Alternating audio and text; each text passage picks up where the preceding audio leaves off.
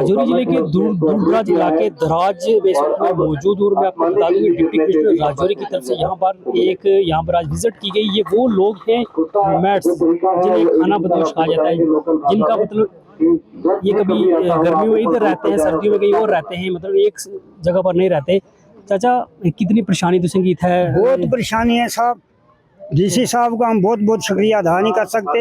इस पहाड़ी इलाका में आए हुए मगर हमने बहुत परेशानी, कोई माल मवेशी बीमार मर जाए, कोई दवा नहीं लगती, कोई रास्ता में बहुत बड़ी किल्लत है, पानी नहीं, खर्चा नहीं, कई चीज नहीं। अगर डीसी साहब को शुक्रिया कर हमने हल कर सके तो उसको शुक्रिया और कख नहीं देते। हम जानवर बीमार होने, जानवर बीमार परेशानी, बहुत परेशानी, मर जी बीमारी ना मर जी, कोई दवाई नहीं देता। डीसी साहब को शुक्रिया अदा करें कि हल कर सके तो बाकी इससे किसी नहीं दी तो कख नहीं। तो उम्मीद है कि डीसी साहब हमने खुद उम्मीद है डीसी साहब पर के मत हमारी मुश्किल हल करें। मैं गुज्जर बकरवाल कास्ट से बिलोंग करता हूं। मैं पंचायत द्राज ए की वार्ड नंबर 4 से बजबता हूं। तो सर इतना है कि हम आज से पहले जो देख रहे थे वो नहीं मिला। आज हमें बहुत जैसे ईद का चांद चढ़ता है, ऐसे डीसी साहब जहाँ रूनुमा हुए, हम इनका शुक्रिया अदा करते हैं कि कोई भी डीसी देहात में नहीं आया, क्यों ना पूरा गांव मर जाए, कोई एमएलए फोन नहीं उठाता, लेकिन हम शुक्रिया अदा करते कि शर्मा साहब इतने बहादुर लोग हैं जो इन गरीब लोगों को मिलने के लिए इस देहात में आए हैं। और मैं सब डिपार्टमेंट वालों का शुक्रिया अदा करता हूं, चाहे वो फोर्स के हैं, चाहे वो सिविल डिपार्टमेंट के हैं, लोग यहाँ आए हैं। और सबसे बड़ी एक ये कंप्लेंट है कि इन्फॉर्मेशन बड़े बड़े लोगों को देनी होती है जो गाँव में रखे जाते हैं, मुखिया होते हैं, इसमें सरपंच है, पंच है, कोई हमें इन्फॉर्म नहीं करता। मेन ये है कि हम यहाँ से जब चले जाते हैं सर तो पावर हमारे नाम पे चलती रहती है, हाई फाई रेट है, उसको भी कम किया जाए। 1-2 बल्ब वाले 3 बल्ब वाले कच्चे घर में सर अगर 400-500 रुपया महीने का बिल आता है तो वो अच्छा नहीं है। जो कैंप ऑर्गेनाइज किया गया हुआ है डिस्ट्रिक्ट डेवलपमेंट कमिश्नर साहब के उनके आदेश पे, तो ये काफ़ी अच्छा हुआ है। सारे डिपार्टमेंट्स यहाँ आए हुए हैं, जिसमें मेन फोकस जो है ट्राइबल्स के ऊपर था, जिसमें एनिमल हस्बेंड्री और शीप हस्बेंड्री और एग्रीकल्चर डिपार्टमेंट्स ने काफ़ी अच्छा पार्टिसिपेशन किया है। तो हमारे डिपार्टमेंट ने यहाँ पर मेडिसिन भी दी है। ये डिपार्टमेंट्स जो हैं ये इन्हीं के लिए हैं, ट्राइबल्स के लिए हैं। कभी भी कोई इनको प्रॉब्लम है तो आप ये हमारे साथ कांटेक्ट कर सकते हैं। हमारे सेंटर्स में भी मेडिसिन होती है। हम कोशिश करते हैं कि इनकी रिक्वायरमेंट पूरी की जाए। अगर इस वक्त इनकी कोई कमी रह गई है तो हम नेक्स्ट कैंप और करेंगे। और हमारे कैंप्स जो हैं हायर आल्टीट्यूड्स पे भी होते रहते हैं, राष्ट्रीय राइफल्स के साथ हमारे कैंप्स होते रहते हैं, वहाँ पर भी इनकी रिक्वायरमेंट पूरी की जाएगी।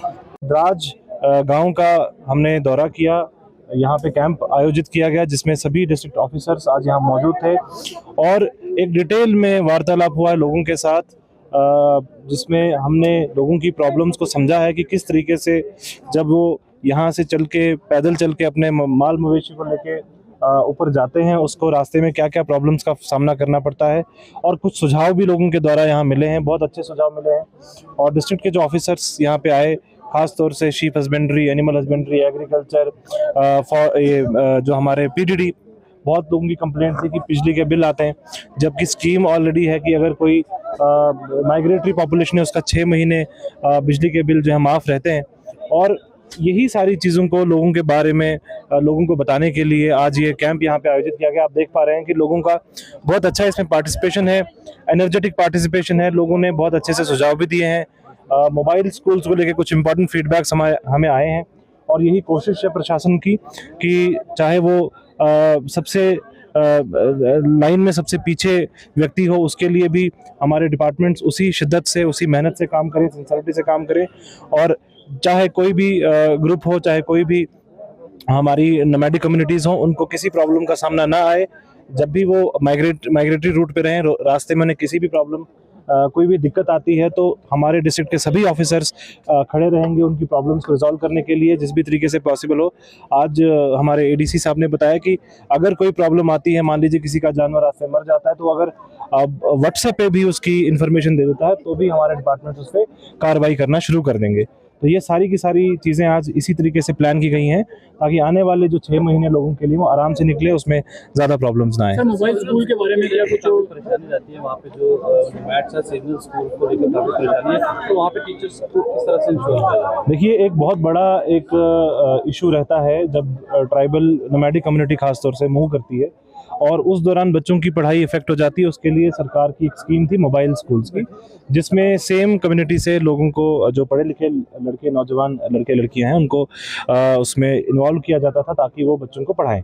लेकिन उसकी इफेक्टिवनेस बार बार हमने देखा है कि जिस लेवल पे होनी चाहिए उस लेवल पे इफेक्टिवनेस होती नहीं है। आज लोगों से भी हमने ये फीडबैक लिया है कि किस तरीके से उसमें प्रॉब्लम्स आती हैं लोगों को, और उसी को, उस सिस्टम को बेटर करने के लिए आज चीफ एजुकेशन ऑफिसर को डायरेक्शंस दी गई हैं कि वो प्रॉपरली इस चीज़ को समझने के लिए दौरा करें, 2 मोबाइल स्कूल्स खुद विजिट करें और उनके बाद जो फीडबैक आता है उसके ऊपर काम करें कि किस तरीके से हम मोबाइल स्कूल्स की फंक्शनिंग को और बेहतर कर पाएंगे।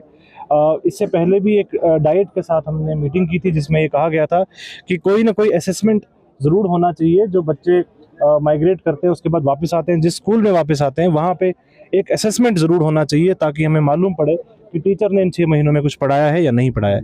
तो वो सभी चीज़ों के ऊपर बात की गई है और कोशिश यही रहेगी कि इसके ऊपर हम किसी तरीके से सिस्टम को बेटर कर पाएँ।